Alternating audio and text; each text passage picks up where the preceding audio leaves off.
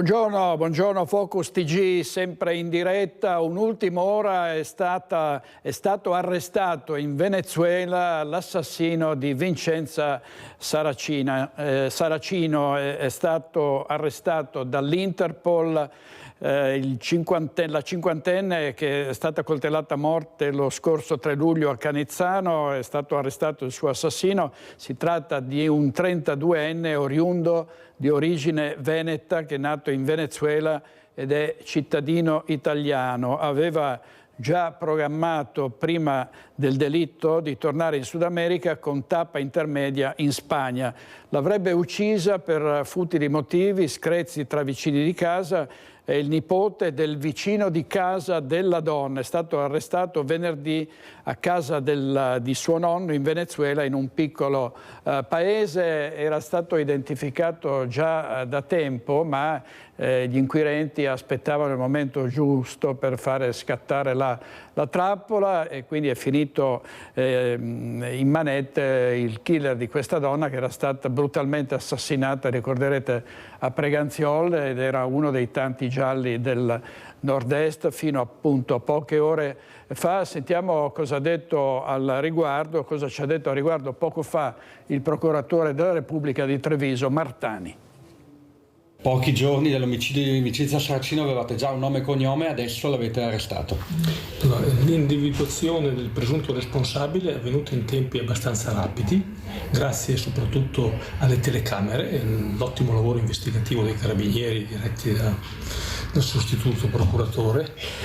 E il problema è stato poi rintracciarlo all'estero, perché il presunto autore dell'omicidio già la mattina successiva al fatto era uscito dall'Italia e si è diretto verso il Sud America, e là è stato, la settimana scorsa, è stato posto in arresto provvisorio in attesa della richiesta di estradizione in base alle segnalazioni dell'Interpol. È un oriundo italiano, 32 anni, l'omicidio perché?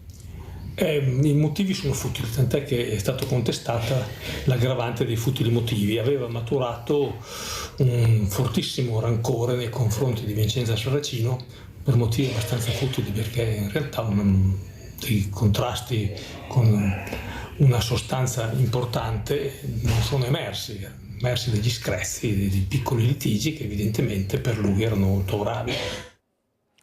Procuratore Martani, avete sentito sul killer di Vincenza Saracino, quindi futili motivi, un brutale assassinio, era stata accoltellata in un edificio abbandonato, e fino a poco fa appunto non si sapeva chi fosse, ed è stato identificato e arrestato dall'Interpol. Adesso andiamo a Padova, perché ancora un incidente stradale, è stato investito e ucciso un rider, e oggi c'è una manifestazione nelle piazze. Però vediamo, prima di collegarci con Valentina Visentin, il servizio su questo incidente. Lo scorso 7 settembre era stato travolto da un'auto mentre stava finendo il turno di consegna. Un giovane rider di origine pakistana è morto dopo giorni di agonia in ospedale. L'incidente era avvenuto in via del Santo a Limena. Ali Jamat, in sala alla sua bici che usa per le consegne a domicilio, è stato urtato da una macchina guidata da una 24enne risultata negativa all'alcol test. Per giorni il 31enne pakistano è rimasto attaccato al respiratore. Le sue condizioni erano gravissime. Nella caduta infatti aveva sbattuto con violenza la testa sull'asfalto. Alla fine non ce l'ha fatta. Nei giorni scorsi è stato celebrato il funerale islamico all'Arcella e la salma è stata rimpatriata in Pakistan. La moglie, nel giorno in cui Jamat è stato coinvolto nell'incidente, era in ospedale per dare alla luce il loro primo figlio. E ci colleghiamo adesso in diretta con Valentina Visentin, per la parte tecnica Cristian Roque Allende a Padova. A te Valentina. Sì, buongiorno direttore, lo vedete la schiera di bici e motorini dei rider padovani qui in piazza Mazzini per il terzo giorno di mobilitazione scattata dopo la notizia della morte di questo loro collega deceduto dopo giorni di ricovero in ospedale, collega che stava appunto finendo il turno ed è stato investito mentre stava lavorando. Qui con me c'è Mirko Romanato della CGIL, perché con ovviamente i rider ci sono i sindacati oggi in piazza per chiedere maggiori tutele per questi lavoratori che sono pagati appena 3 euro l'ora. Sì, sono pagati 3 euro lordi a consegna. Le richieste a noi possono sembrare minime, si parla di passare da 3 euro a 3,50 euro o rimborso chilometrico da 37 centesimi a 50 centesimi o il bonus per quando piove. Sono richieste minime che singolarmente noi abbiamo portato sempre avanti. La scintilla è stato l'incidente del rider che come lavoratore autonomo non ha nessuna tutela. Ecco, su questi 3 euro ovviamente ci sono le tasse da pagare, ma anche dipende da loro la gestione del mezzo. Certo. Sì, sono biciclette elettriche, 1.500.000 euro, se la bici viene rubata, se c'è un incidente è totalmente a loro, perché essendo lavoratori autonomi si tratta di rischio di impresa, anche se c'è un'app e loro sono fondamentalmente lavoratori autordiretti, c'è un'app che gli dice cosa fare. Quindi che loro facciano 20 consegne in un'ora o ne facciano appena 2, la paga è sempre quella? La paga è a consegna, quindi concettualmente è a cottimo. Infatti l'altra richiesta è essere pagati per l'attesa, perché se io arrivo al ristorante e la consegna non è pronta e devo aspettare 20 minuti, ovviamente io perderò dei soldi. Oggi avete anche un incontro con le piattaforme, con i rappresentanti delle piattaforme che gestiscono questo sistema di consegna a domicilio. Che cosa insomma cercate almeno di portare a casa? Oggi abbiamo un incontro con Glovo, che i problemi più grossi sono con Glovo. Avremo un incontro con delle figure operative, sono stato contattato dai responsabili relazioni industriali nazionali e porteremo avanti le nostre richieste. I rider sono compatti, possono andare veramente avanti per giorni. Da ieri l'app di Glovo è bloccata, vediamo cosa ci dirà l'azienda. Quindi la mobilitazione continua? Finché non avremo delle risposte, queste risposte troveremo un punto di incontro, la mobilitazione continuerà. Ecco, queste le istanze dei lavoratori. Da Padova è tutto, linea allo studio.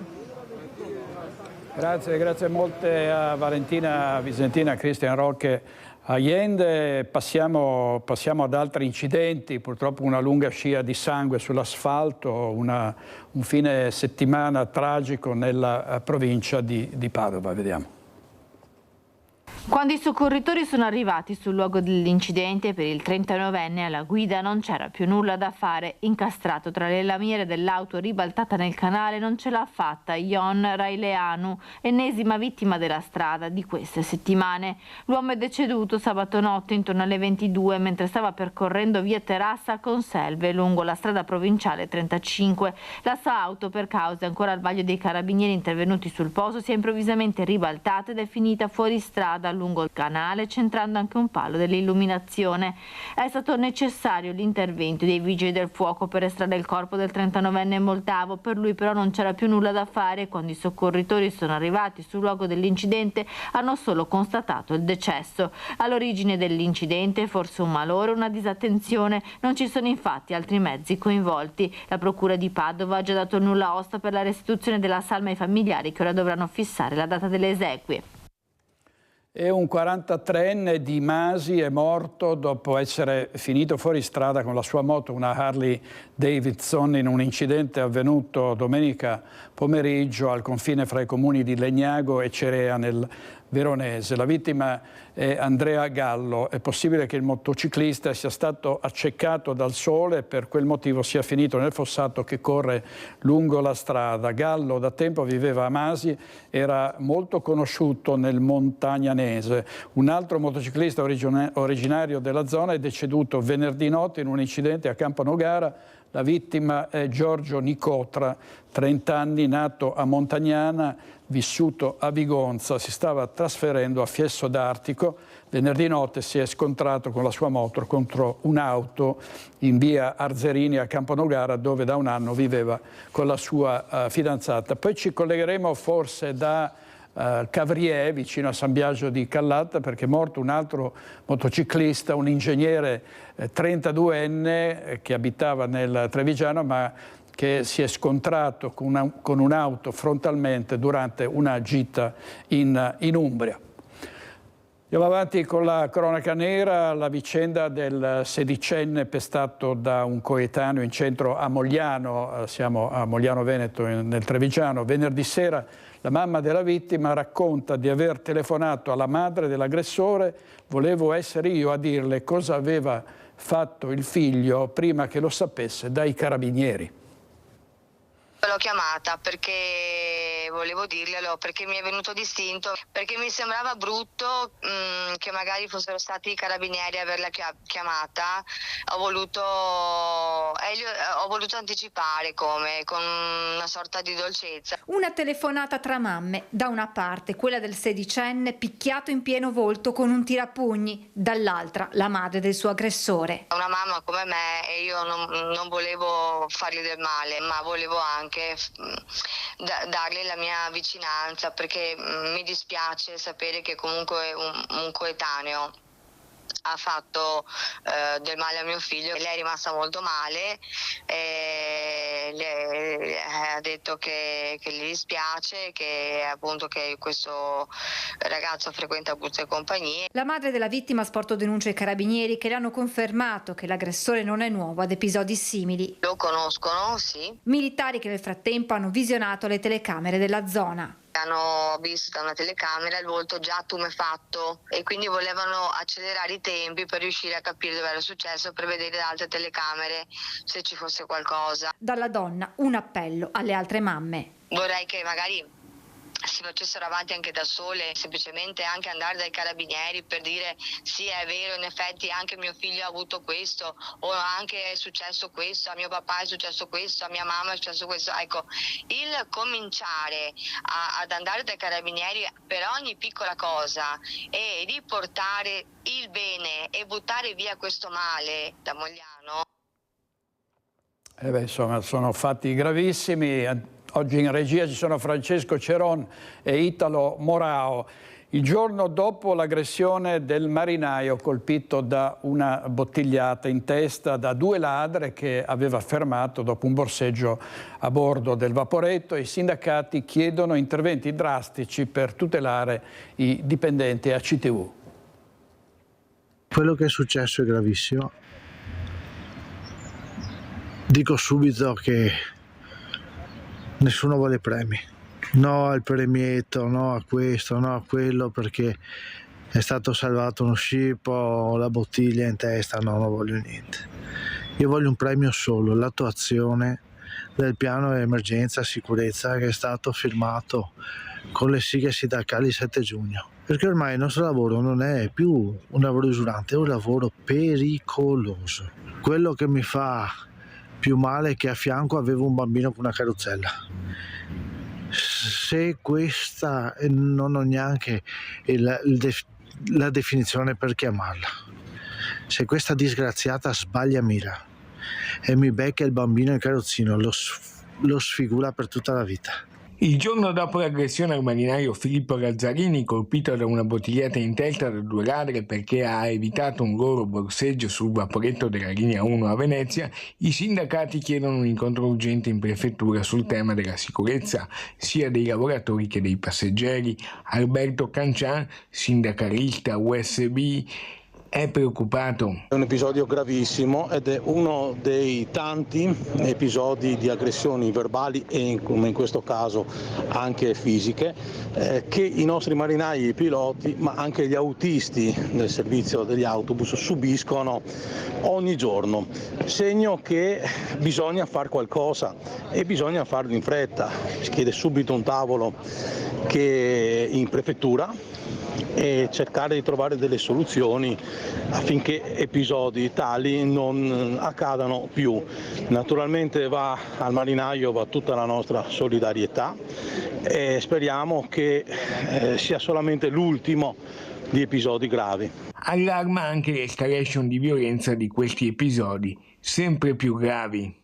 Quello che è successo ieri fa riflettere, perché gli episodi di borseggi all'interno di Vaporetti purtroppo sono in aumento. Ci sono sempre stati, però mai come questi giorni, e si nota anche l'aggressività di coloro i quali sfruttano la folla per poter rubare qualcosa. Segno che anche questo un cambio dei tempi, sono diventati anche aggressivi adesso, quindi bisogna correre ai ripari. Il dibattito dunque è aperto, ma servono soprattutto risposte concrete. Servizio di Lorenzo Maier, vediamo adesso il titolo del Corriere delle Alpi: una coppia aggredita a Belluno, lei è stata accoltellata ad un braccio, marito e moglie picchiati e feriti a notte fonda in via del Boscon, tracce di sangue sull'asfalto davanti al consorzio agrario. Ancora non è chiaro quale sia stato il movente di questa aggressione.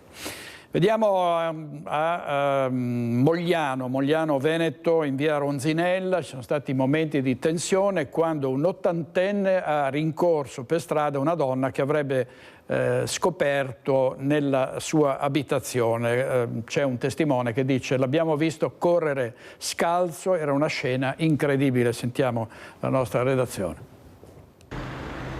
Via Ronzinella, Mogliano, un sabato pomeriggio come tanti, poi all'improvviso sono circa le 17:30, di fronte alla chiesa vicino all'asilo Brucomela compare sul marciapiede un signore anziano in tuta e calzini. A raccontare quei minuti un esercente che assiste alla scena quasi surreale. Questo signore che cercava delle persone, a un certo punto ha trovato una signora dietro dove ci sono le pompe del gas e l'ha tirata fuori e gli ha strattonato un po' la borsa. E si sono messi a discutere, l'ha presa sotto braccio e si sono camminati verso la fermata dell'autobus, e in quel momento che andava nella fermata dell'autobus è venuta fuori da dietro ai bidoni delle immondizie dell'asilo un'altra signora che è scappata in questa direzione qua, che poi si è messa al telefono e dopo 5 minuti è arrivata una macchina ed è salita su.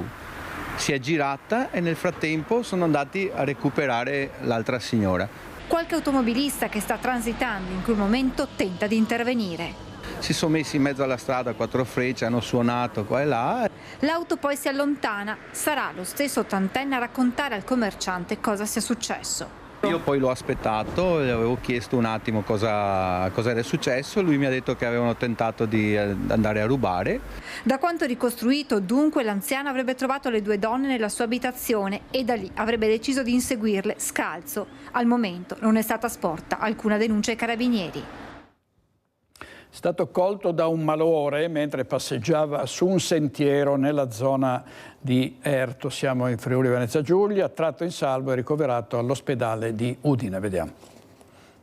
La stazione Valcellina del Soccorso Alpino ha concluso intorno alle 21:30 di domenica una missione di soccorso assieme al personale medico di 2 ambulanze e l'elisoccorso regionale a favore di un escursionista di Maniago di 73 anni che è stato colto da malore. L'attivazione è avvenuta tramite la Sores, che ha ricevuto la chiamata al numero unico d'emergenza 112 da parte dei compagni di escursione.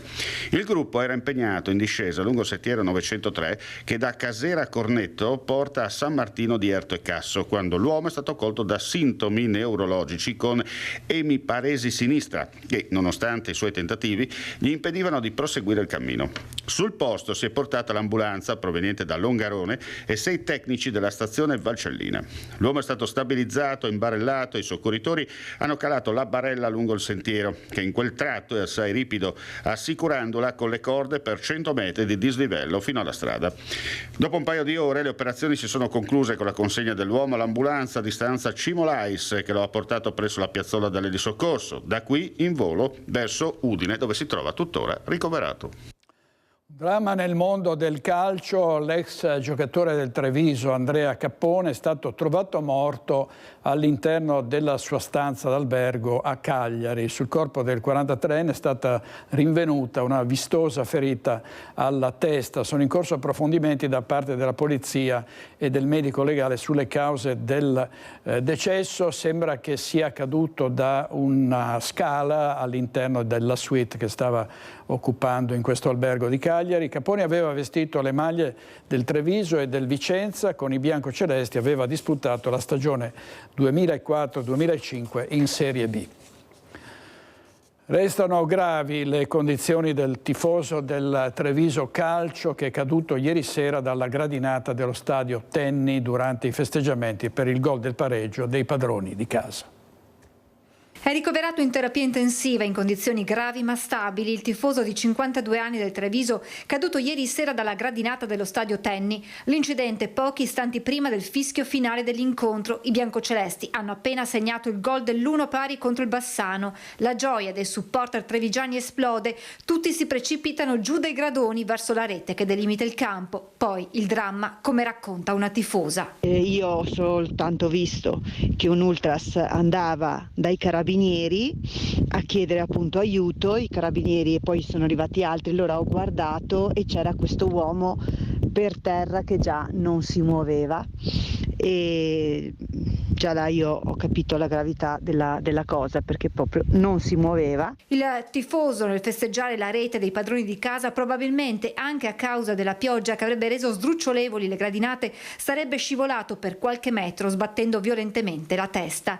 Il 52enne privo di sensi è stato soccorso e intubato sul posto, poi trasportato dai sanitari del SUEM all'ospedale di Treviso, dove è stato sottoposto ad un intervento chirurgico. La società, la squadra e tutti i tifosi sono al tuo fianco, forza Ale. Così Treviso Calcio, con un post sui social, ha voluto far sentire la propria vicinanza al 52enne e alla sua famiglia in attesa di buone notizie dal Cafoncello. Servizio di Francesca Bozza. Vi dicevamo in apertura che è stato catturato in Venezuela l'assassino di Vincenza Saracino, che era stata accoltellata mesi fa a Preganziola. Andiamo in diretta davanti al Tribunale di Treviso, c'è Daniela Sizzia.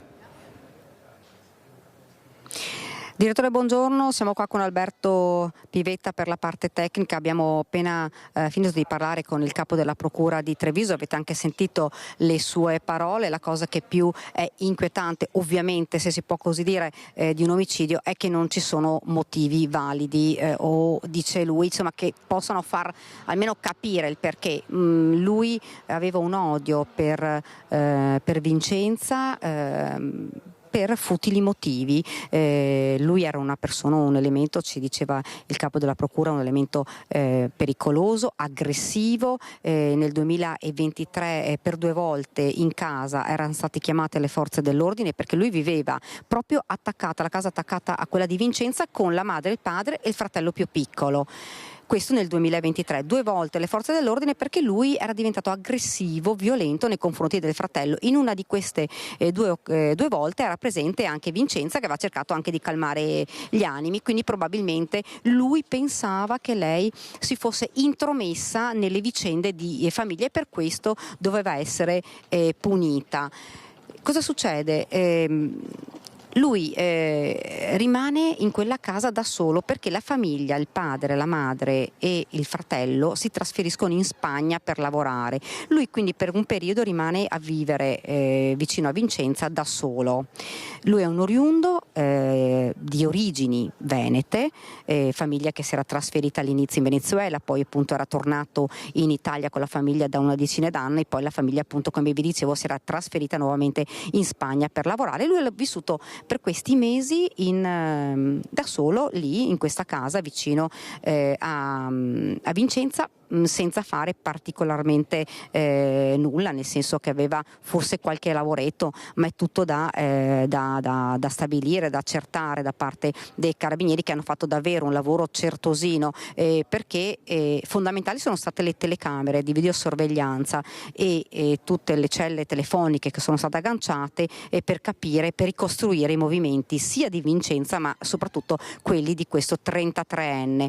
Cosa succede? Lui il 1° di luglio acquista il biglietto per il Venezuela, quindi prima ancora di uccidere Vincenza, e si trasloca, quindi lascia la casa dove vive vicino a Vincenza e si trasferisce per una notte a dormire da alcuni cugini a Vedelago.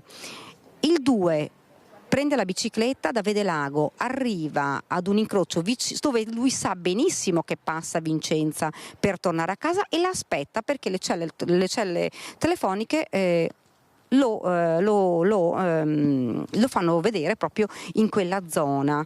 Quindi lui rimane fermo lì dalle 4:30 fino alle 5:30 circa, 6. Aspetta che arriva Vincenza, la ferma con una giustificazione, dice un pretesto che non si saprà mai, ma assolutamente probabilmente un pretesto come quello magari di volergli dare qualcosa del trasloco, e insieme, senza che lei abbia nessun tipo di paura o di timore, insieme vanno in quella famosa fabbrica abbandonata. Loro entrano insieme, si vedono proprio le telecamere che li fanno entrare insieme, e ad un certo punto, poco dopo, si vede solo uscire lui con la bicicletta. Lui torna a Vedelago dai cugini come nulla fosse. Il giorno dopo, con il biglietto che aveva già acquistato, parte da Venezia per Madrid, dove si ferma forse una decina di giorni dai familiari, dai genitori, e poi da lì, dopo una decina di giorni, torna in Venezuela, convinto di averla fatta franca. Il giorno dopo, voi lo sapete, è stata invece trovato il corpo di Vincenza. Il capo della procura cosa dice? È un elemento pericoloso, è inquietante perché è un elemento pericoloso, aggressivo, lo aveva già dimostrato, però Vincenza, quando entra in questo casolare, sembra tranquilla, quindi lui probabilmente l'aveva convinta con un pretesto, magari con qualche mobile probabile anche da cedergli, non si sa di fatto che lì la uccide. L'Interpol l'ha catturato venerdì scorso, era a casa di un nonno, dei nonni in Venezuela, in una cittadina poco lontana dalla capitale. Viene catturato, ora è in arresto, è partito l'iter di estradizione per riportarlo in Italia, però insomma il capo della procura ci dice ci vorrà qualche mese. Lui è accusato di omicidio volontario aggravato dai futili motivi, ancora non gli è stata contestata la premeditazione. Il coltello non è stato mai trovato, perché lui poi, da quando lui l'ha uccisa a quando è tornato a Vedelago dai cugini, ha avuto insomma una strada abbastanza lunga per poterlo gettare da qualche parte, e probabilmente sarà solo lui che potrà dire dove ha gettato il coltello quando verrà riportato qui in Italia. Insomma, finalmente è stato catturato, bisogna dirlo, l'assassino di Vincenza, perché insomma era una comunità che aveva paura, a Preganziol soprattutto, dove Vincenza lavorava, tutti erano preoccupati perché avevano paura che ci fosse un assassino in giro. Invece l'assassino è stato arrestato e ora si attende che torni in Italia. Direttore, qui dal Tribunale di Treviso è tutto. Grazie molte Daniela Sizia, con lei c'è Alberto Pivetta per la parte tecnica. Torniamo alla grande manifestazione per ricordare Giacomo Gobbato, il 26enne accoltellato a morte nel tentativo di difendere una donna aggredita da un rapinatore armato. Un fiume di gente in corteo a Mestre, primi tra tutti i familiari di Jack e i giovani del centro sociale Rivolta a cui apparteneva. Per la sicurezza, nel nome del 26enne, hanno sfilato al grido di "Riprendiamoci la città", con aperte critiche all'amministrazione comunale Brugnaro e al degrado dilagante. In particolare ha suscitato reazioni molto dure la frase del sindaco che ha detto: è stato ucciso Gobbato da un uomo di quelli che i centri sociali difendono e vogliono far entrare in città. Oggi invece sarà il giorno dei funerali di Giacomo. Le esequie saranno celebrate alle 15 a Jesolo, nella chiesa dei Santi Liberale e Mauro in piazza Milano, la zona dove il giovane era cresciuto prima di trasferirsi a Marghera. Sarà un giorno di lutto cittadino sia a Venezia che a Jesolo. E la manifestazione di Mestre in memoria di Giacomo Gobbato ha visto anche coinvolto direttamente, per fortuna, perché non ha subito gravi danni pur essendo stato accoltellato, il suo amico Sebastiano Bergamaschi, che qui commenta le parole con cui il sindaco Brugnaro ha bollato la protesta. Vediamo. Il sindaco ha detto che oggi chi sfila oggi è chi sta dalla parte di chi ha il coltello. Vabbè, sulle parole del sindaco sinceramente non commento, perché penso che si commentino da sole. e credo che anche tante persone che l'abbiano votato si stiano rendendo conto degli anni che ha dedicato a prendere in giro le persone, a illuderle di avere la soluzione in tasca, mentre dopo 9 anni è evidente che questa soluzione non ce l'abbia. Inviterei a un religioso silenzio, ma evidentemente il sindaco non è in grado neanche di avere un minimo di decenza. Ma la risposta di oggi sarà chiara e evidente. Noi l'abbiamo detto più volte, la manifestazione di oggi porta in piazza temi già citati e sicuramente non si portano in piazza per usare quello che è successo, ma al contrario si portano in piazza queste tematiche per rendere onore alla vita e alla morte di Giacomo, per un motivo molto semplice. Quelle politiche che la città chiede da anni sono politiche che potrebbero aver salvato la vita di Giacomo se fossero state applicate prima e potrebbero salvare altre vite se verranno applicate nel più breve tempo possibile. Questo è quello che cerchiamo di dire. Ieri un dipendente della CTV è stato attaccato da delle borseggiatrici dopo che aveva sventato un tentativo di borseggio e lui ha detto: io non mi giro dall'altra parte. Sembra quasi un omaggio a quello che diceva anche Giacomo. Speriamo che quello che è successo riesca a creare un risveglio nelle tante persone, sicuramente nel reagire senza alimentare dinamiche d'odio, reagire e puntare, dedicare le proprie energie, sicuramente non girarsi dall'altra parte, ma parallelamente, se vogliamo dare una risposta concreta e che duri nel tempo, dobbiamo riprendere in mano una comunità che sicuramente è stata abbandonata a se stessa, ma che spesso si è abbandonata. Nell'individualismo con cui puntano a crescere e a farci vivere, noi dobbiamo ricostruire un tessuto sociale che invece sia in grado di essere presidio fisso su questo territorio. Intervista di Filippo Fois, che ha seguito per noi in diretta tutta la manifestazione per ricordare Giacomo Gobbato. Tantissime anche le reazioni a livello politico e dalla società civile. Sentiamo. Stanno sfilando quelli che vogliono ricordare oggi Giacomo Gobbato, un ragazzo straordinario che ha perso la vita e a cui oggi dobbiamo rendere omaggio in una manifestazione di dolore pubblico. Naturalmente non è solo una manifestazione di dolore pubblico, è anche una manifestazione per chiedere una svolta a Mestre, su Mestre, maggiore sicurezza, con maggiore controllo del territorio, ma soprattutto con politiche che possano contrastare il degrado. E oggi noi siamo qui perché vogliamo testimoniare che questa manifestazione non è una manifestazione di partito, come è stato detto da qualche parte. È ovvio che qui ci sia la convergenza di partiti, sindacati, persone schierate, ma questa è una manifestazione della città, dei cittadini che vogliono una città più sicura. Questa è una manifestazione che probabilmente nasce da lontano, da quella di 1 anno e mezzo, Riprendiamoci la città, che è contro tutta la situazione che su questo territorio si sta vivendo. Quest'ultimo evento di Giacomo è veramente la goccia che ha fatto traboccare il vaso. La città è completamente allo sbando, c'è, come ben sapete, addirittura un procedimento giudiziario in corso per i vertici del comune. È una situazione totalmente insostenibile. L'amministrazione che abbiamo purtroppo non riesce a risolvere tantissimi problemi, che sia la sicurezza, che sia l'assistenza sociale, che sia il valore del territorio per i residenti e gli abitanti, che siano residenti o nuovi residenti, ed è per questo che è bene mettersi tutti insieme per ricordare all'amministrazione, sperando che cambi, per cambiare strada. Siamo fino in piazza Ferretto, tutti insieme!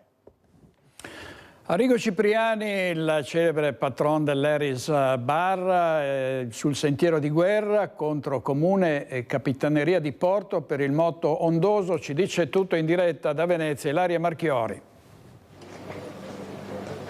Sì, buongiorno direttore, buongiorno ai nostri telespettatori. Proprio così anche Arrigo Cipriani dice la sua sul moto ondoso. Ormai se ne parla da tantissimo tempo tra i cittadini, le opposizioni in Consiglio Comunale, le associazioni remiere, chi voga, anche i giovanissimi addirittura si sono spesi per protestare contro il fenomeno del moto ondoso, sia a Venezia che in realtà anche chi ad esempio si allena al alla Canottieri di Punta San Giuliano. Quindi a 360 gradi sono sempre di più i veneziani cittadini che chiedono un intervento immediato, e così ha fatto appunto anche Arrigo Cipriani, che ha presentato tramite anche il suo legale Daniele Vianello una querela proprio a Capitaneria di Porto e Comune, accusandoli, dice proprio, di consentire a chiunque di imperversare tra i canali causando disagi e pericoli. Lui stesso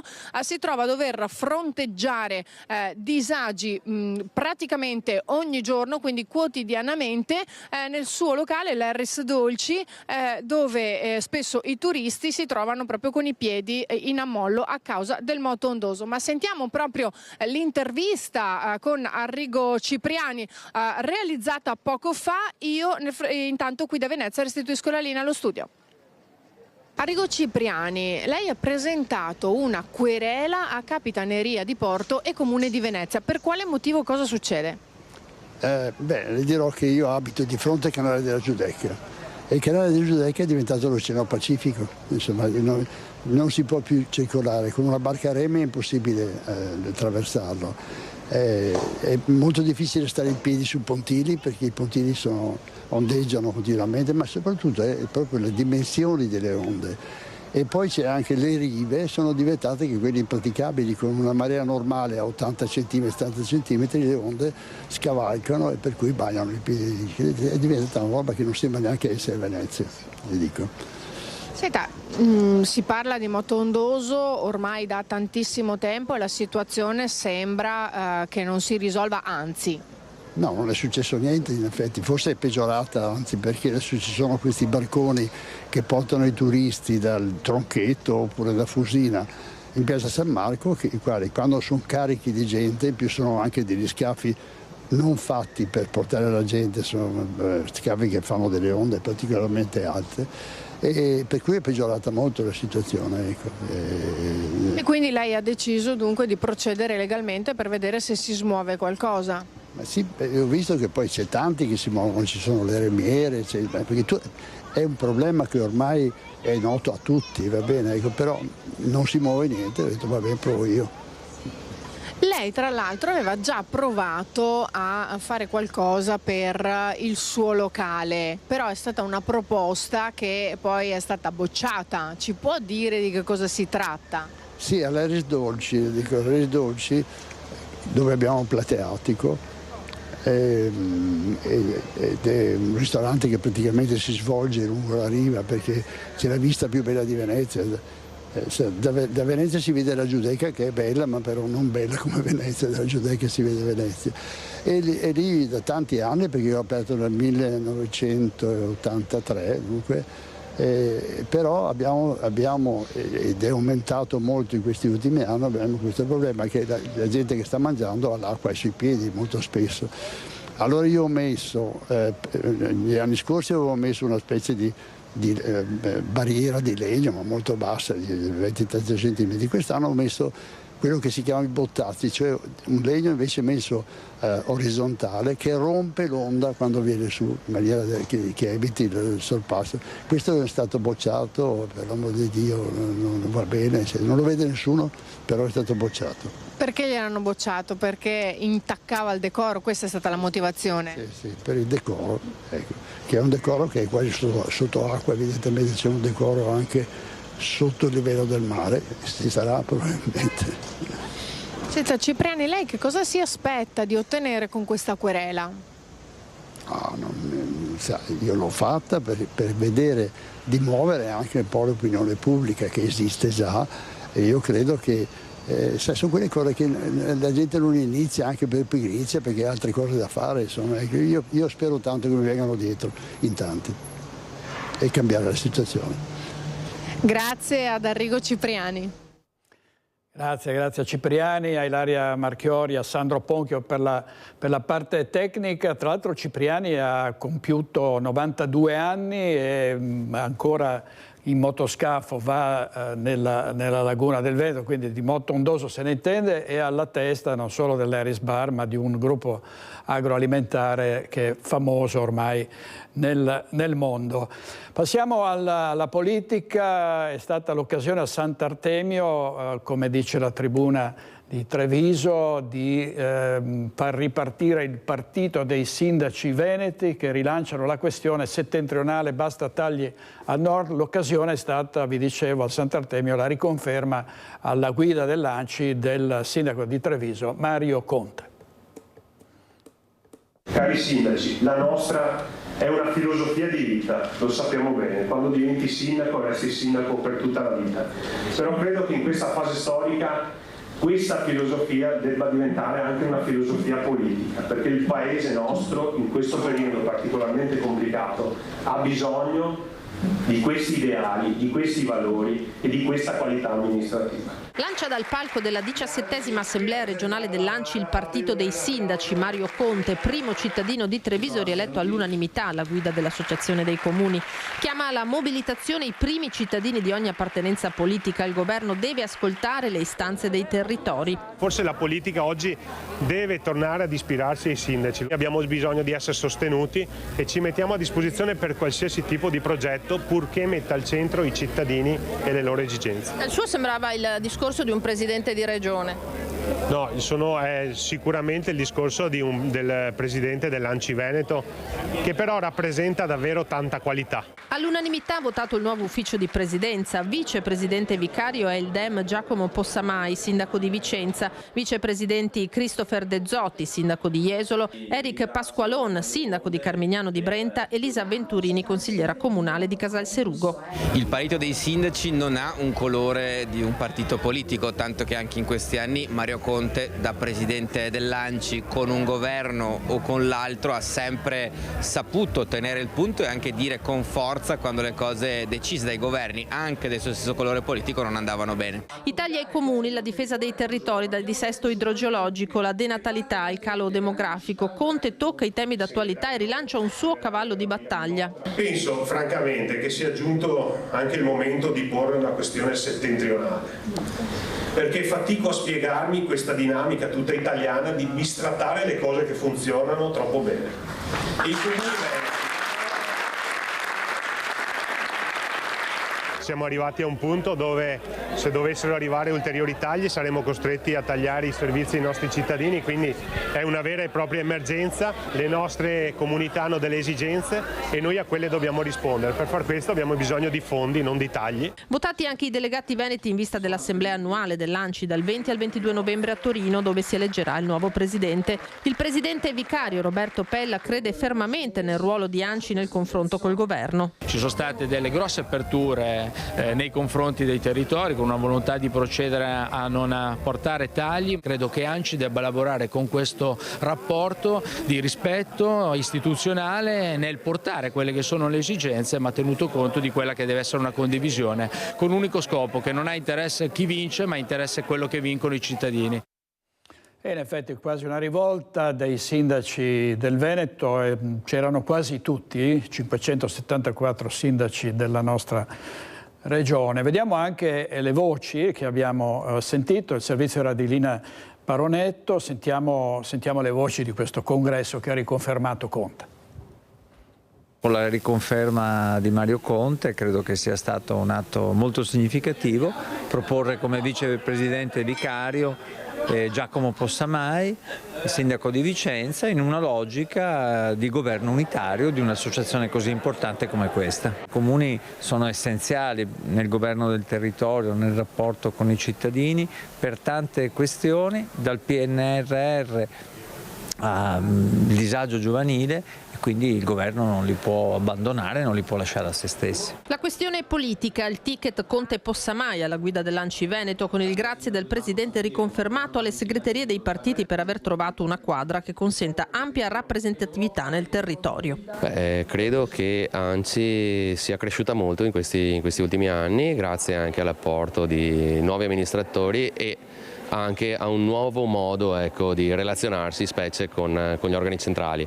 Per cui la vedo molto bene, vedo che c'è molto entusiasmo, c'è molta voglia di entrare e questo sicuramente lascia ben sperare per il prosieguo. Voci dal congresso dell'Associazione dei Comuni che nei temi toccati da Conte, dalle risorse finanziarie al disagio giovanile, dalla denatalità al dissesto idrogeologico, si riconosce a prescindere dall'appartenenza politica. Il tema dei tagli che per la prima volta dopo 8 anni interessano gli enti comunali e questo legato almeno per quanto ci riguarda, ma non siamo i soli, ad avere una carenza di personale con il turnover che è bloccato. Purtroppo dal punto di vista economico-finanziario l'auspicio è che grazie al lavoro dell'ANCI soprattutto il governo dia e presti attenzione a quelle che sono le nostre esigenze e soprattutto riesca a supportarci dal punto di vista finanziario, cercando di limitare al massimo almeno il fondo di solidarietà che per noi diventa un problema insostenibile. Fondamentale, ha accennato Conte, ampliare la finalità della tassa di soggiorno a sicurezza e pulizia, orientamento sposato in pieno dal sindaco di Jesolo Christopher De Zotti, neo vicepresidente ANCI. Da un lato c'è la condivisione dei fini, che è quella di allargare anche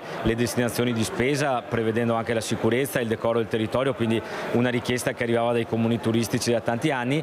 Dall'altro lato però dovremo essere attenti che le modifiche non comportino un rischio sui fronti delle riscossioni e dell'entrata, quindi dovrà essere garantita la stabilità del gettito perché è fondamentale per i nostri bilanci. Servizio di Lina Paronetto, andiamo alle elezioni provinciali. A Treviso è stato eletto il nuovo consiglio che affiancherà il presidente Stefano Marcon nel suo mandato, 2 posti in più per Fratelli d'Italia, 6 consiglieri alla Lega, 3 per Forza Italia e altrettanti al centro-sinistra. Una grande esclusa la consigliera comunale del PD di Treviso, Antonella Tocchetto. Sentiamo le prime parole del presidente Marcon sull'affluenza alle urne e sulle riforme da fare. Il mio vuole essere un commento positivo. Il dato dell'84,23% di affluenza è un dato che testimonia l'alta partecipazione che c'è stata a questa tornata elettorale ed è un messaggio che vogliamo mandare anche ai nostri cittadini, cioè che quando serve bisogna andare a votare. La composizione a breve sarà formalizzata e fra 10 giorni convoco il Consiglio e entro i 10 giorni successivi farò la convalida degli eletti. Ai nuovi consiglieri ho detto che dobbiamo lavorare a regole vigenti, quindi con le regole che ci sono non è che abbiamo grandi strumenti. Spero di poter contare nella trasversalità di tutti per portare questa provincia assieme a tutti gli altri a quella riforma che fa bisogno e che chiamiamo da tempo. E vediamo la giornata mondiale del migrante, una delegazione di ospiti dell'ex caserma Serena di Dosson ricevuta in udienza da Papa Francesco. Numeri molto contenuti rispetto al passato, quelli degli stranieri che sono stati ospitati nelle strutture di accoglienza della Marca. Vi è una pressione a livello nazionale estremamente smorzata rispetto agli anni precedenti e così anche all'interno delle strutture di accoglienza i numeri si sono fortemente ridotti. Meno 75% di ingressi dal Mediterraneo centrale, meno 80% dalla rotta balcanica. Nel 2024 l'immigrazione ha subito un drastico calo e anche nelle strutture di accoglienza della Marca la pressione è decisamente diminuita.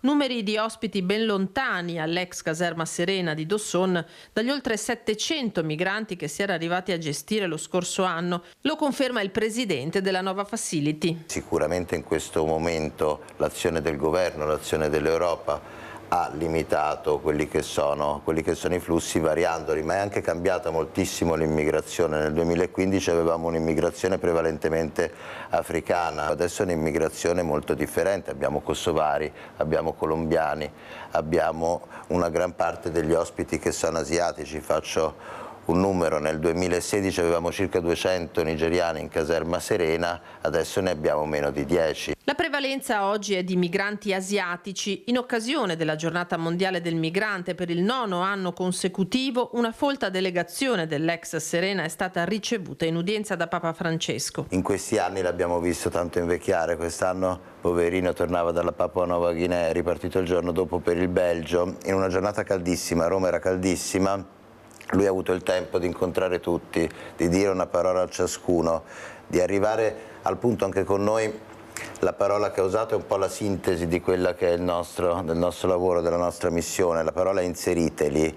Ma sebbene ci sia una forte richiesta di lavoratori, gli attuali meccanismi previsti dalla legge non consentono di dare ai migranti gli strumenti necessari per integrarsi rapidamente. Auspicato da tutti che venga interrotto le rotte criminali perché sono anche criminogene, quindi bisogna riuscire a fare dei decreti flussi che consentano di soddisfare i bisogni delle nostre aziende e dall'altra parte le nostre aziende che inseriscano nel territorio devono avere anche la possibilità di accedere a delle soluzioni abitative da dare ai loro lavoratori. Sul tema della cittadinanza, dello Ius Scholae, per Marinese i tempi sono maturi per una riforma. Bisogna secondo me sempre tirare fuori dalla polemica politica questi argomenti così complessi e cercare di dare delle soluzioni che siano poi condivise da tutti, perché se invece lo si lascia a quello che è il dibattito pubblico, a quello che è la propaganda, diventa difficile e vengono politicizzati dei temi che invece sono importanti. E passiamo allo Ius Scholae, che è tema al centro di un grande dibattito tra le forze politiche. C'è chi propone lo Ius Soli, l'Ius Sanguinis, insomma, e Ius Scholae è una delle proposte più diciamo in voga in questo momento. Vediamo a Belluno, dove è stato allestito un banchetto in largo Castaldi da parte di Fratelli d'Italia.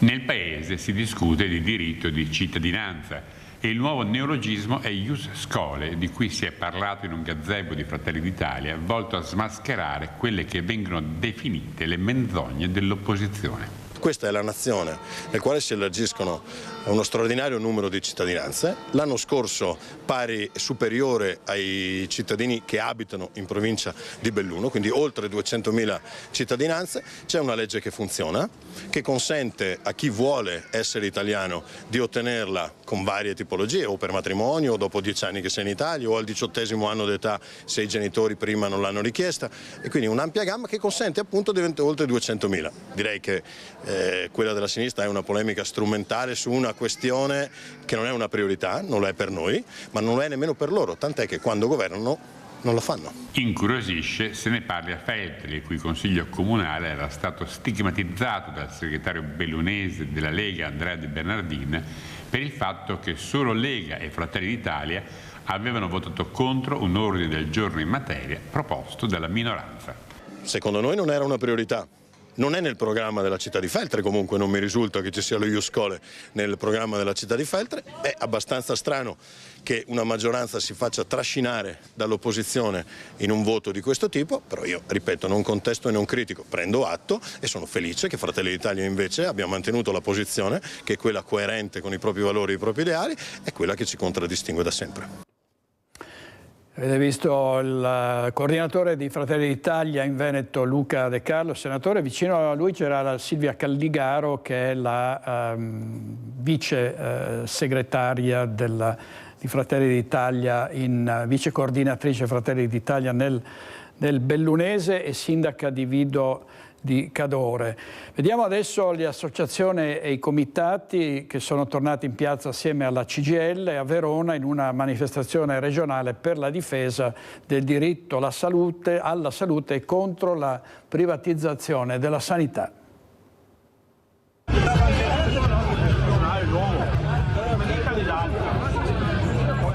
Sì alla salvaguardia e al rafforzamento del sistema sociosanitario pubblico e universale. Stop al progressivo peggioramento della qualità di servizi e prestazioni.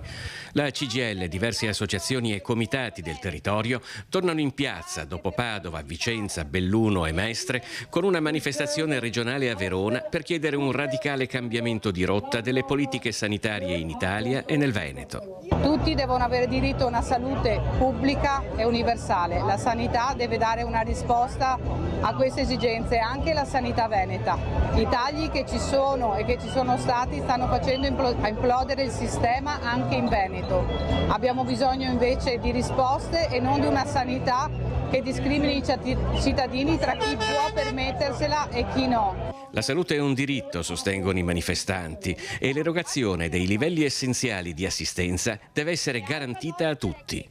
Ed è l'importanza della sanità di base territoriale che risparmierebbe alla sanità pubblica tantissime risorse, quindi l'importante è aiutare le persone, specialmente quelle che non hanno diritto al tesserino sanitario, al codice fiscale, e sono tutte pastoie burocratiche che danno questi problemi. I manifestanti scandiscono 3 no. No al definanziamento del Servizio Sanitario Nazionale, no alle lunghe liste d'attesa, no alla privatizzazione e all'autonomia differenziata. Purtroppo ci sono le avvisaglie in Veneto della riconversione della sanità pubblica in sanità privata, tant'è che il Veneto è la prima regione, occupa il primo posto per quanto riguarda la spesa sanitaria privata.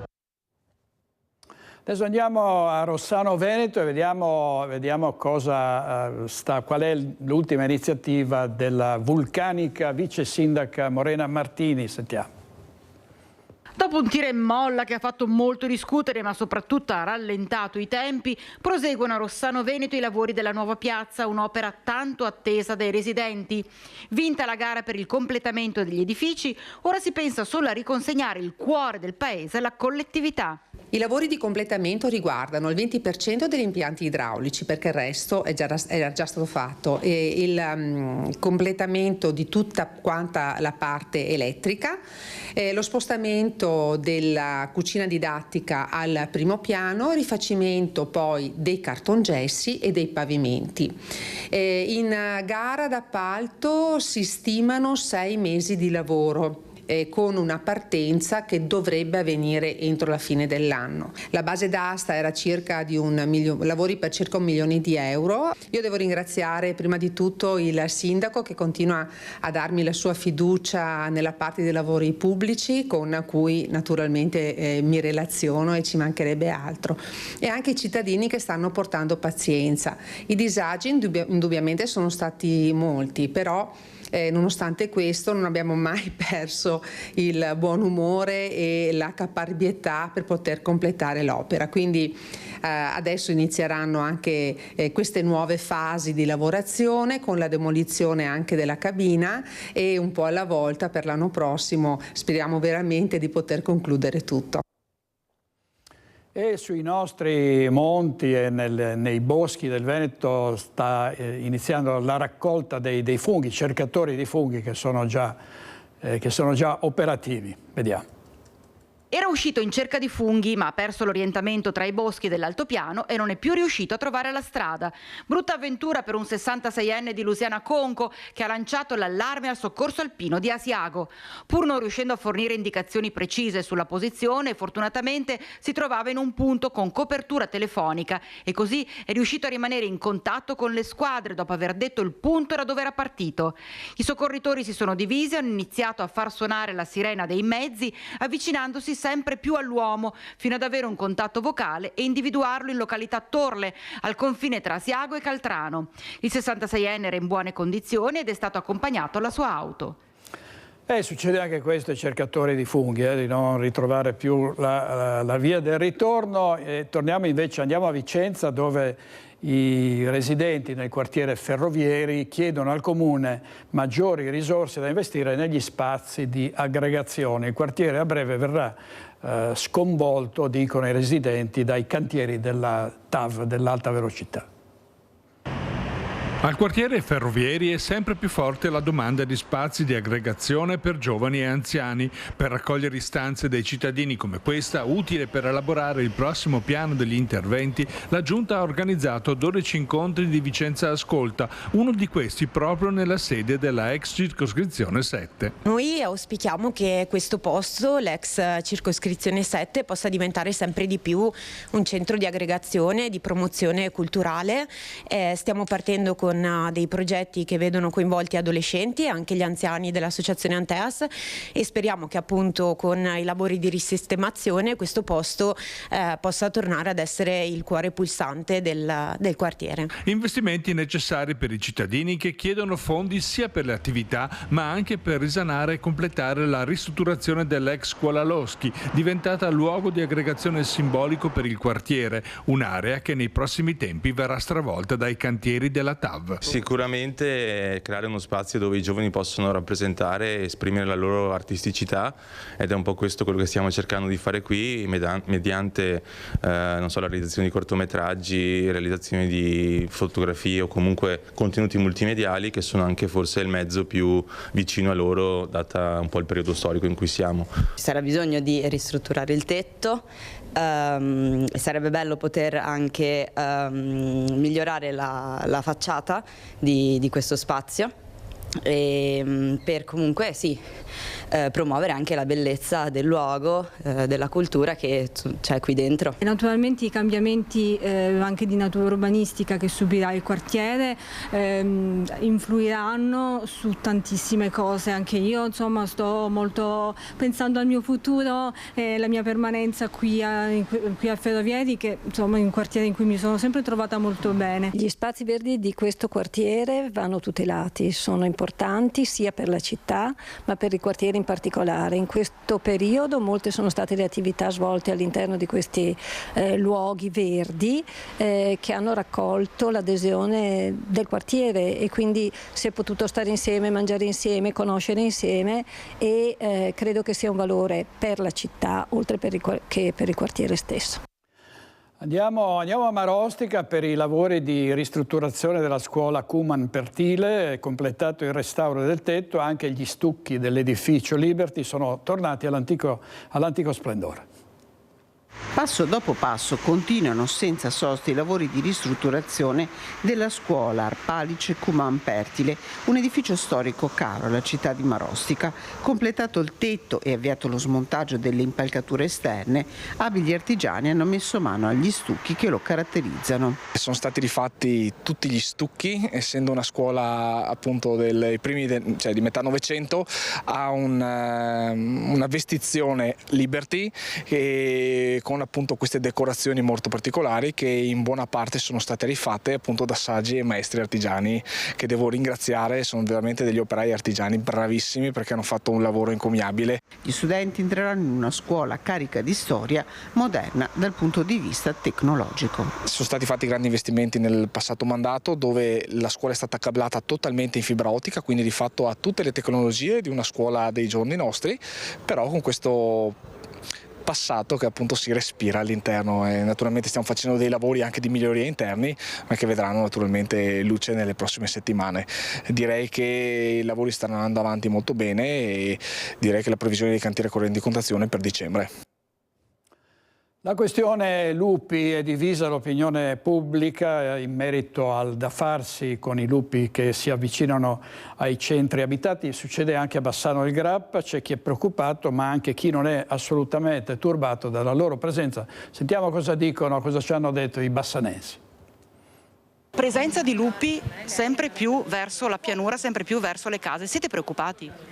Sì, penso che chi abita là sia più preoccupato, noi abitiamo anche fuori. Ha visto anche a San Michele che passava col lupo col cosciotto in bocca? Sì. Se hanno anche bambini piccoli è da preoccuparsi. Guardi, anche secondo me i lupi possono essere pericolosi qua nei centri abitati, se si avvicinano alle persone, quindi andrebbero allontanati, sì. Anche perché sembra veramente che non abbiano più così tanto timore dell'uomo. Sì, è quello infatti che fa paura, che spaventa. Io non sono di qua, però comunque sì, anche dalle zone mie abbiamo lo stesso problema, quindi preoccupazioni fino a un certo punto, perché alla fine il lupo, se non gli fai del male, non ti attacca, quindi perché aver paura? Abbiamo una paura, mi devo prendere delle pistole, qualcosa per spaventarli, una scacciacani, qualcosa. Per allontanarli? Sì, è la sera, perché poi era uno solo, non è neanche un branco. Sì, quindi c'è molta preoccupazione. Accidempoli. Penso che bisogna magari controllare un po' di più, avere dei controlli e magari portarli in parchi o comunque in luoghi più sicuri dove non ci sia il pericolo anche per bambini e persone. Lupi sempre più vicini ai centri abitati, siete preoccupati? No, io personalmente no. Lei cosa dice? Sì, lo stesso. Lo stesso uguale. È preoccupato? Neanche un po'. No. Adesso anche hanno cambiato la legge, hanno detto che fanno la selezione, l'hanno degradato ad specie non super protetta ma protetta, e quindi penso che faranno qualcosa per eliminare questo pericolo. Se dovesse andare a farsi una passeggiata in altopiano in mezzo ai boschi lo farebbe senza problemi oggi? Sì, sinceramente sì, non sento tutta questa preoccupazione, almeno per quello che viviamo noi. Certo, lei signora? Uguale, uguale. Non c'è preoccupazione? No, assolutamente. Io preferisco che siano per i fatti loro e io per i miei. Intervista di Vanessa Banzato della nostra redazione di Bassano del Grappa. Andiamo in pubblicità con i nostri registi Francesco Ceronna, Italo Morao. Torniamo subito, avremo ospite Don Dante Carraro, che è il direttore del QAM Medici per l'Africa, tra poco.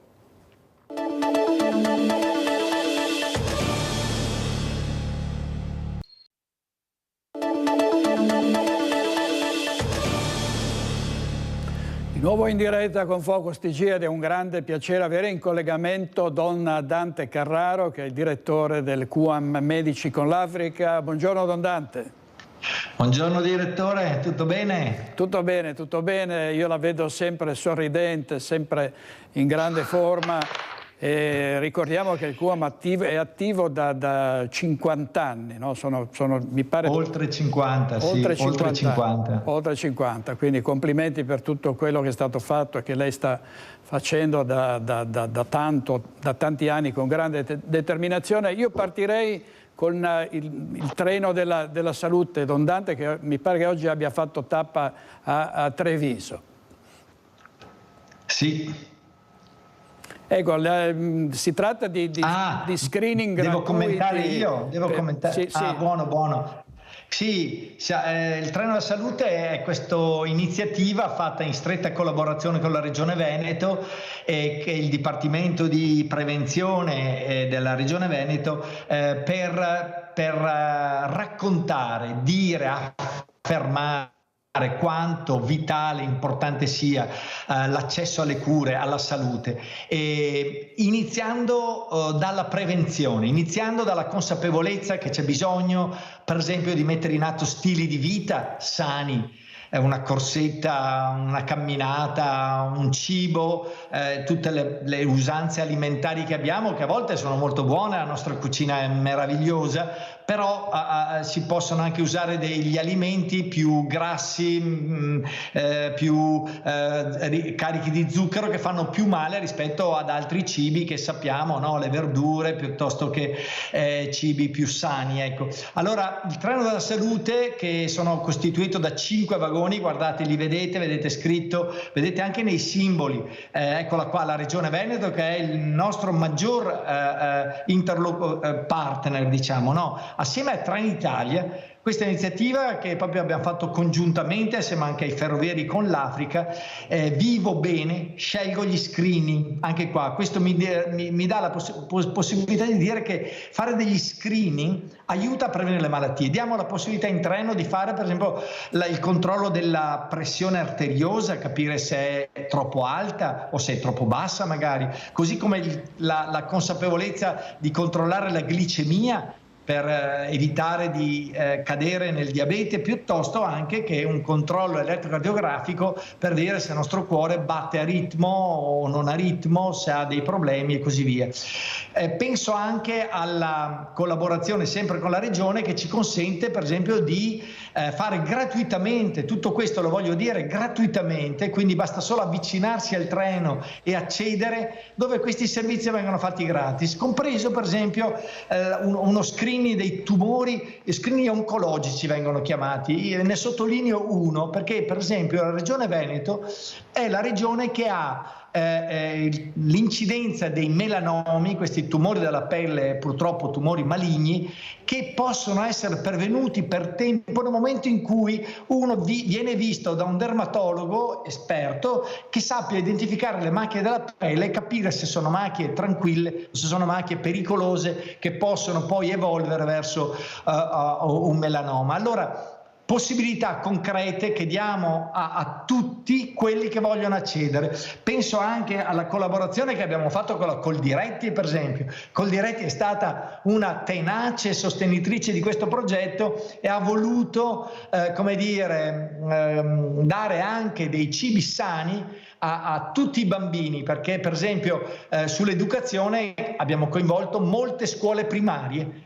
Primaria vuol dire dalla prima elementare alla quinta, e la Coldiretti dice: mi farebbe piacere dare una borsettina di 1 chilo di frutta gratuitamente ai bambini. Ecco, sono modalità che stiamo mettendo in atto per dichiarare, dire a tutti che il tema della salute è un tema vitale. Il fatto che il treno giri per le 7 province, tutte le 7 province della regione, e in più abbiamo aggiunto 4 altre città importanti come Monselice, Bassano, Schio e Portogruaro, proprio per dire che questo treno che passa in mezzo alle nostre città possa davvero come dire, dare opportunità di coltivare, di educarci alla salute per evitare che i problemi poi diventino molto più gravi. Grazie, per ora stia collegato, perché poi riprendiamo e parliamo dell'Africa, di quello che avete fatto e state facendo. Però c'è un altro tema importante che riguarda i disabili, cioè le barriere architettoniche. Sono ostacoli insormontabili, rendono la vita difficilissima a molti disabili e alle loro famiglie. Andiamo in diretta a Cittadella, perché se ne sta parlando con il sindaco Piero Bon. C'è Vanessa Banzato. A te, Vanessa.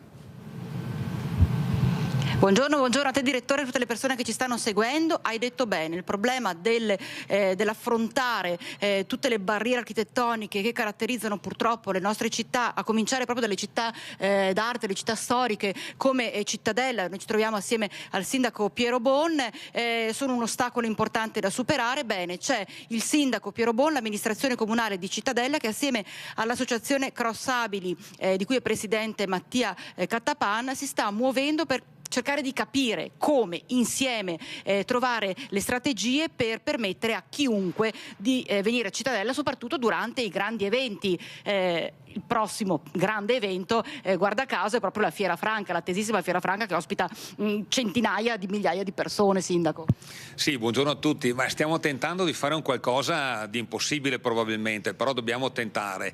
Con Mattia abbiamo fatto una manifestazione recentemente, Cross Abili Show, dove abbiamo sperimentato la possibilità appunto per i ragazzi disabili di vivere la manifestazione come delle persone normali, quindi un'area davanti al palco riservata durante uno degli spettacoli, insomma, gli Sbronzatissimi Show, che è uno spettacolo importante per i giovani. E da là c'è nata questa idea: ma perché non cercare di ragionare, di capire come si può rendere vivibile una manifestazione per i nostri ragazzi disabili, anche manifestazioni importanti come quelle della Fiera Franca. Quindi a breve ci troveremo e capiremo, ecco, una manifestazione che vede circa 100-150 mila persone, quindi un centro storico anche molto, molto congestionato, e quindi sarà difficile trovare una soluzione, ma la cercheremo per far sì che i nostri ragazzi possano vivere almeno in parte questa manifestazione in maniera normale. Ecco, tra l'altro appunto la vostra idea è quella di concentrarsi soprattutto sulla fascia più giovane della popolazione. Sì, è fondamentale, perché oggi noi dobbiamo lavorare sui giovani, dobbiamo far sì che i giovani capiscono che la disabilità è una cosa con cui bisogna vivere, non ci deve essere discriminazione, e quindi bisogna partire dai più giovani, insegnare ai più giovani come vivere assieme, tutti assieme, è la vera inclusione, la vera inclusività. Lavorare in squadra soprattutto tra chi sa come muoversi, perché si trova ad affrontare magari le difficoltà di una deambulazione in crisi, e chi insomma amministra una città, considerando che gli edifici pubblici seguono determinate normative, ma ci sono anche tutti quanti gli edifici privati a cui appunto su cui fare attenzione. Sì, due grossi problemi. Il primo è rendersi conto della problematica. Noi che non abbiamo problemi di mobilità non ci accorgiamo dello scalinetto, non ci accorgiamo della piccola buca, non ci accorgiamo quando il porfido non è ben allineato, mentre chi va in carrozzina di queste cose si accorge quotidianamente, e quindi il primo confronto è con loro, che ci indicano quali sono le problematiche che a noi magari non sembrano problematiche. Poi è vero, sugli edifici pubblici c'è il PEBA che i comuni devono aver adottato, e diciamo che Cittadella è messa anche molto bene sotto questo punto di vista come barriere architettoniche negli edifici pubblici. L'altro problema grosso secondo me, e anzi secondo noi, è quello dell'accessibilità ai locali pubblici, ai negozi, soprattutto nelle città storiche, no? Perché magari i negozi sono molto vecchi, sono storici appunto, e magari non hanno avuto quell'attenzione alle barriere architettoniche, mentre i nuovi hanno l'obbligo di avere la risoluzione della barriera architettonica. E quindi l'idea è quella di riuscire a fare delle iniziative affinché questi negozi, questi esercenti, questi commercianti adeguino il loro negozio appunto alla possibilità di per questi disabili, dalla rampetta all'eliminare lo scalino, nelle cose magari più semplici, magari anche con un contributo da parte del comune, ma è fondamentale che noi riuscire a far sì che chi ha la disabilità possa vivere normalmente. Ecco. Un'inclusione totale per una città. E allora, Sindaco, aspettiamo l'ormai prossima, perché mancano pochissime settimane all'attesissima Fiera Franca d'autunno, e vediamo proprio come evolverà la situazione e come Cittadella potrà essere trasformata in città davvero più inclusiva. Direttore, da Cittadella è tutto, ti ricevo la linea. Grazie molte a Vanessa Banzato e al Sindaco Piero Bonna e a Simone Merlo per la parte tecnica. Torniamo da Don Dante Carraro per i medici del QAM, Medici con l'Africa. Don Dante, certamente barriere architettoniche sono da abbattere, però volevo sentirla sull'Africa e su quanto state facendo, decine di strutture ospedaliere negli ultimi anni, tanti medici che vanno a curare mamme, neonati, bambini. Come procedono le vostre attività? Ci sono dei paesi che per fortuna, nonostante le difficoltà, crescono bene, penso all'Uganda, alla Tanzania. Ci sono anche dei paesi che, per esempio, anche sulle questioni più grosse, quelle più delicate e anche acute, come per esempio la mortalità da parto per tante mamme, quella dei bambini neonati in particolare, è ancora un problema grave. Io sono tornato da poco dalla Costa d'Avorio, un paese che ha 40 milioni di abitanti, una grande capitale che è Abidjan, e prossimamente ci vedremo impegnati a riabilitare, rimettere in funzione un grosso ospedale della capitale, un'area di quasi 1 milione di abitanti, a Bobo si chiama questo posto, dove c'è questo ospedale, una maternità molto piccola, che ha bisogno di essere ristrutturata, rimessa in funzione. Manca il laboratorio, manca la banca del sangue, una maternità che fa molti parti, quasi 8.000 e il doppio, il triplo quasi di Padova, e ha una maternità assolutamente piccolissima. Quella che stiamo vedendo invece è l'altra struttura che è in Sierra Leone, un altro paese che ha la mortalità da parto purtroppo di queste mamme. Dico un dato: sono 280.000 le mamme che muoiono di parto ogni anno, quasi tutte concentrate in Africa, e il nostro impegno è proprio di essere vicine a loro. Il presidente della Costa d'Avorio ha dichiarato la mortalità materna priorità nazionale, ecco perché siamo intervenuti assieme al Ministero degli Esteri italiano, al nostro governo. Devo dire, abbiamo elaborato un progetto e dovremo iniziare a breve in questa ristrutturazione, per dire che o si lavora insieme o non si va da nessuna parte. Così penso anche al Mozambico, per esempio, una bella esperienza, anche questa in collaborazione stretta con la Regione Veneto, che abbiamo messo in funzione nella seconda città del paese, Beira, un sistema di ambulanze. Sono 6 ambulanze che girano per la città. I risultati stanno venendo molto bene perché vengono trasferiti in ospedali i casi urgenti, quindi abbiamo ridotto la mortalità, e il governo mozambicano ci ha chiesto di fare questo non solo a Beira ma anche a Maputo nella capitale, ma anche a Nampula, che è una città al nord. In collaborazione col governo italiano allora stiamo affrontando anche questo in Mozambico e speriamo davvero che ci possano essere risultati molto buoni. A dire che insieme si possono affrontare anche temi gravi. Ecco, questo solo per dire le 2 priorità proprio ultime di questi giorni con cui stiamo ragionando e lavorando per dare risposte concrete, perché dopo, da buoni veneti, insomma, io sono un italiano, un europeista anche, insomma, ci credo, ma anche veneto, e credo che questa praticità che il Veneto ha di collaborazione con le istituzioni a servizio dei più poveri sia un tratto che distingue proprio anche la nostra regione. È verissimo, Don Dante, davvero tanti complimenti. Io tra l'altro suggerirei di andare a vedere un documentario che era stato realizzato dal compianto Carlo Mazzacurati con Luca Bigazzi proprio sull'attività. È un bellissimo lavoro, è un bellissimo docufilm che vi invito a vedere. Don Dante, grazie infinite. Volevo chiedere, ma è vero che sua mamma non voleva che lei facesse il sacerdote? Lei era medico, laureato medico, il cardiologo, e sua mamma a un certo punto ha detto: ma come diventi prete? Ha fatto di tutto per allontanarmi e dopo invece forse ha ottenuto l'effetto opposto. Invito tutti, direttore, non so se, eccola qua, a Torino il 16 di novembre noi facciamo questo evento mettendo al centro la salute. Se qualcuno ha piacere, ha voglia, abbiamo bisogno di dare voce al tema della salute per noi ma anche per l'Africa. Grazie, se qualcuno ha voglia di venire, benvenuti.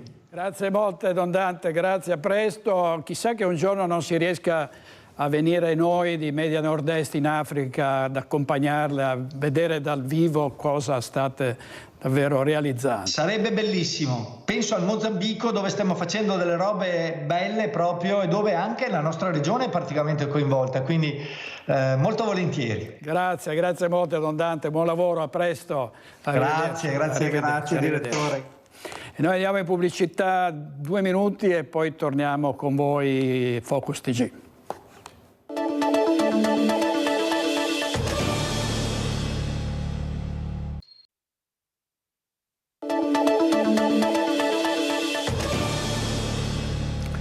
E chiudiamo continuando a parlare di Africa, ma sotto un'altra angolazione, da un'altra angolazione, cioè quella di un viaggio per capire quali sono i problemi dell'ambiente. Si chiama Africa Plastic Road, è un progetto in cui il protagonista è un nostro collaboratore, Edoardo Alberti. Sentiamo. Il duo di documentaristi on the road Made in Veneto è sbarcato in Africa e ha già attraversato il Marocco. È entrato dunque nel vivo il progetto Africa Plastic Road per documentare attraverso un reportage l'impatto della crisi ambientale nel continente, dove l'abbandono dei rifiuti in plastica è una piaga drammatica. Protagonisti di questa missione ecologica sono il galliese Edoardo Alberti, videomaker di Media Nord-Est, e Sebastiano Busolin di Marghera, meccanico esperto, che stanno affrontando questa sfida a bordo delle loro moto, messe già a dura prova. La prima settimana di questo nostro viaggio, Africa Plastic Road, è stata, diciamo, abbastanza tosta. Siamo partiti dalla costa est, siamo scesi verso la costa est del Marocco per poi rientrare verso Zagora, nella zona sud-est, e là abbiamo trovato un po' di difficoltà. In questi primi giorni hanno dovuto affrontare un'alluvione, il crollo di diversi ponti, l'impraticabilità di strade e di intere zone messe in ginocchio dal maltempo, ma il reportage ecologico intanto prosegue con una fotografia chiara della situazione in Marocco. Soprattutto al nord si possono vedere nelle città grosse persone designate, predesignate alla raccolta della plastica, alla pulizia dell'ambiente e alla cura dell'ambiente, quindi si vede che ci tengono. Man mano che scendiamo a sud, adesso siamo nella zona del West Sahara, stiamo procedendo verso la Mauritania e si vede che la situazione sta cambiando piano piano, si ricominciano a vedere qualche piccola discarica a cielo aperto con persone che vivono e lavorano all'interno nel mezzo di fumi tossici causati dalla combustione della plastica, però vedremo mano a mano che si scende com'è la situazione.